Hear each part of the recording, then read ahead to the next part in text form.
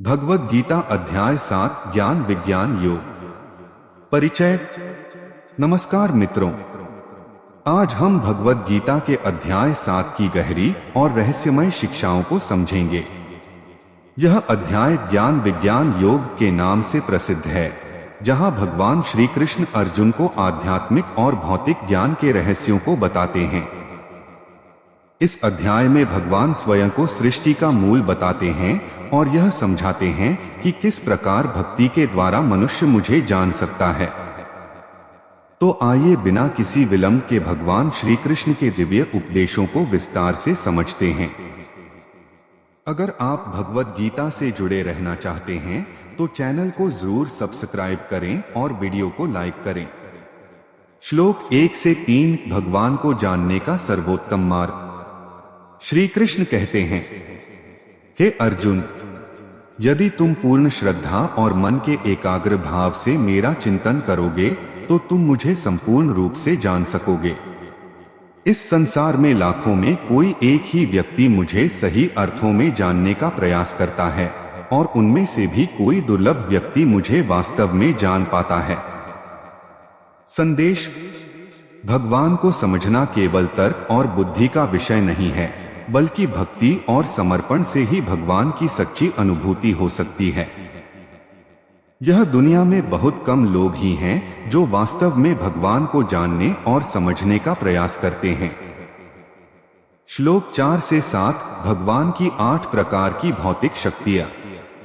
भगवान श्री कृष्ण कहते हैं, हे अर्जुन, यह संपूर्ण सृष्टि मेरी 8 प्रकार की भौतिक शक्तियों से निर्मित है। पृथ्वी, जल, अग्नि, वायु, आकाश, मन, बुद्धि और अहंकार। लेकिन इससे अलग मेरी एक और शक्ति है जो इस संसार की आत्माओं के रूप में प्रकट होती है।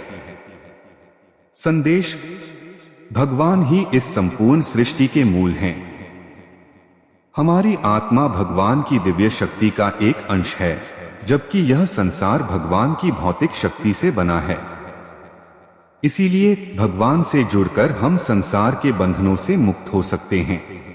श्लोक 8 से 12 भगवान हर चीज में विद्यमान हैं।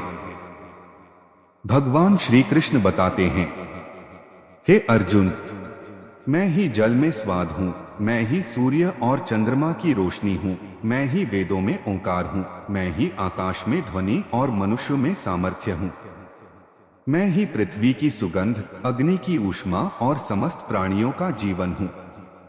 सत, रज और तम ये तीनों गुण मुझसे ही उत्पन्न होते हैं। संदेश। भगवान हमें हर जगह मिल सकते हैं, जल के स्वाद में, सूरज की रोशनी में, पृथ्वी की सुगंध में। यह सारा संसार भगवान की ही अभिव्यक्ति है, हमें इसे गहराई से समझना होगा। श्लोक 13 से 15 माया के कारण भगवान को नहीं पहचान पाते लोग। भगवान कहते हैं, हे अर्जुन, यह संपूर्ण संसार मेरे द्वारा उत्पन्न 3 गुणों सतोगुण, रजोगुण और तमोगुण से प्रभावित है। इन गुणों से मोहित होकर लोग मुझे नहीं पहचान पाते, क्योंकि मेरी माया अत्यंत शक्तिशाली है। केवल वही लोग इस माया से पार हो सकते हैं जो मेरी भक्ति में लीन होते हैं।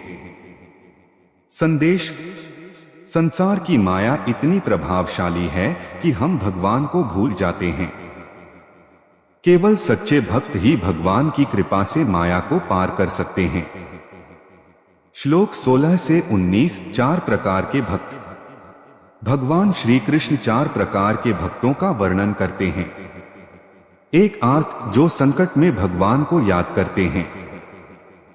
2 अर्थार्थी जो धन, वैभव और सुख की इच्छा से भक्ति करते हैं। 3 जिज्ञासु जो केवल जिज्ञासा के कारण भगवान को जानना चाहते हैं। 4 ज्ञानी जो भगवान को सच्चे रूप में जानते हैं और केवल प्रेमवश उनकी भक्ति करते हैं। संदेश।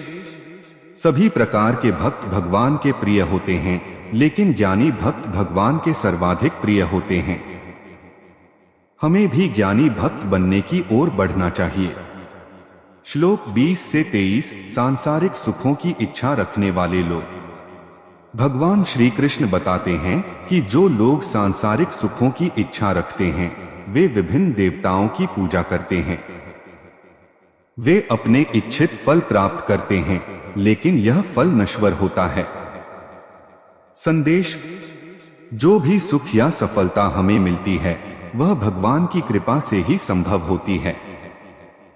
हमें केवल भगवान की शरण में जाना चाहिए, क्योंकि अन्य सभी चीजें अस्थायी हैं। श्लोक 24 से 30 भगवान की शाश्वतता और भक्ति की महिमा। श्री कृष्ण कहते हैं, हे अर्जुन, मैं अजन्मा और अविनाशी हूं, लेकिन फिर भी लोग मुझे एक सामान्य व्यक्ति मानते हैं। केवल वे जो पूर्ण भक्ति करते हैं वे मुझे वास्तव में जान पाते हैं। जो मुझे अंत समय में भी याद करता है वह मेरे धाम को प्राप्त करता है और फिर इस संसार में जन्म नहीं लेता। संदेश: भगवान को एक सामान्य व्यक्ति समझना हमारी सबसे बड़ी भूल है। अंत समय में भी भगवान का स्मरण करने से हमें मोक्ष मिल सकता है।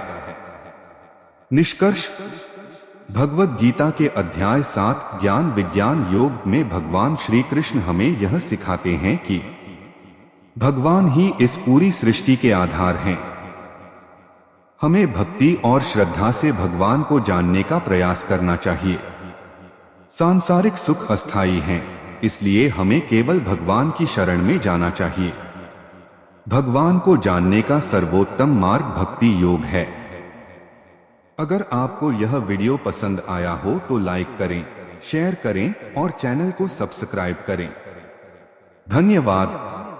हरि ओम।